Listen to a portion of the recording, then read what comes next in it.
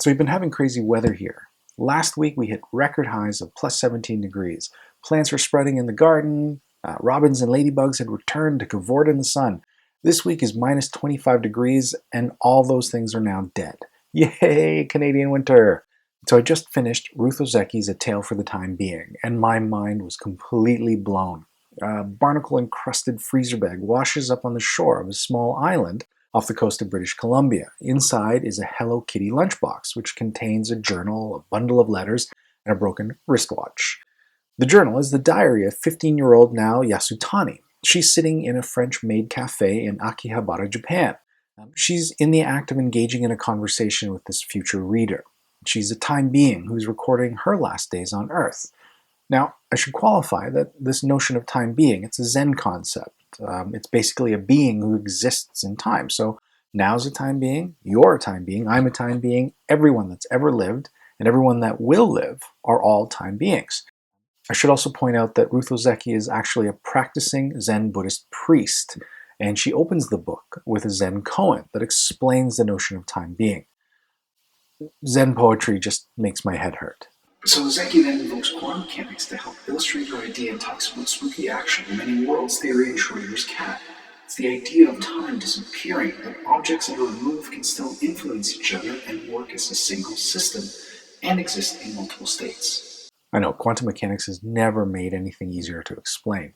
Now exists in the past, who's writing to a future reader. In this case, it's Ruth. Ruth is a writer that splits her time between New York and British Columbia and is working on a failed memoir.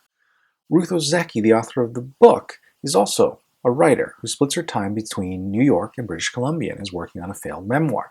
She is writing to a future reader, which is us, and all of this is happening now. We're all part of a single system. Now, I know this all just seems like high school burnout, like you smoked a joint and you're like, oh, do you ever wonder, like, maybe everybody on Earth and all the planets in the universe are just like dirt underneath this other being's fingernail? Or like, do you ever wonder, like, Disney World is like a people trap run by a mouse? We are all working within a single system. We are active participants in the narrative. We don't have the luxury of watching things unfold on the page from a distance. We're actually part of it. Even Ruth within the story is taken by this conceit and is frantic trying to get a hold of now because she's armed with new information that may save her life, when it has to be politely pointed out that this is a journal that's traversed the length of the Pacific Ocean, so it is at least months, if not years old. Everything has already happened in the past. We learn from now that she's just miserable in Japan. She laments her old life in Sunnyvale, California, where she used to live with her family, but then the dot-com bubble burst. Her father lost their job, and they ended up back in Japan, poorer than when they left as a result of some bad investments. And now her mother just sits staring blankly at the jellyfish at the aquarium. She is brutalized and bullied every day at school to the point where even the teachers are getting involved, and her father has already tried to commit suicide and probably will again. And she starts to think maybe she'll try as well. And it's still, despite all of this grim, gut-wrenching things that are happening, told with this light touch of a disaffected 15-year-old. Like, whatevs, people suck. Have I told you about my great-grandmother, Jiko? Jiko, it turns out, is a 104-year-old Zen Buddhist priest who lives in this run-down old monastery that Nao spent his summer with. The letters and the wristwatch in the Hello Kitty lunchbox belong to Haruki, which is Jiko's son.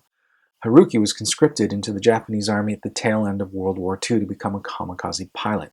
He's ripped away from his life at university and daily brutalized by his squadron leader, knowing that he will inevitably die in a ball of fire as his plane crashes into the side of an American warship. I mean, oh my God, this family, right? Disaster at every turn. Even in a Zen Buddhist monastery, Nao cannot escape tragedy. And I love this section because it reminded me so much of living in a monastery with my kunimo, which is Korean for my mom's oldest sister. Yes, I spent a year in a monastery in a small rural community on the west coast of South Korea. No internet, no TV, tiny little room, a washroom so tiny you could sit on the toilet and have a shower at the same time. Every day I'd get up at 5 a.m. to practice an hour of meditation with the rest of the acolytes, and again at 8 o'clock at night. I didn't speak the language, so the most instruction I really got was don't hallucinate. That's just your mind wandering afield.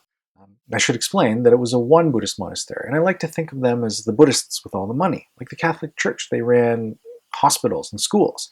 I taught at a Won Buddhist middle school, and I would often visit the Won Buddhist university that was across the road. I also found out that you can actually forget how to speak through disuse.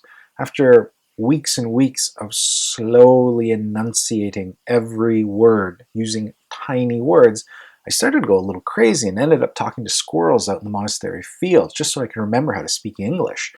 Anyway, they didn't give it much of a thought anyway because they thought I was crazy, or at least Mexican. I'd spent an entire summer tanning in Canada and arrived a good foot taller than anybody there, tanned and not speaking the language. So clearly I wasn't Korean, Mexican.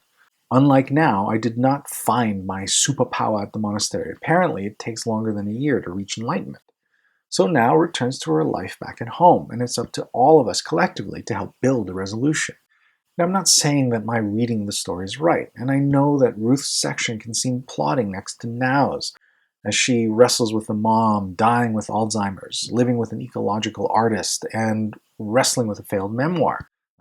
And then we go farther back in time to explore and read about Haruki's last days on Earth.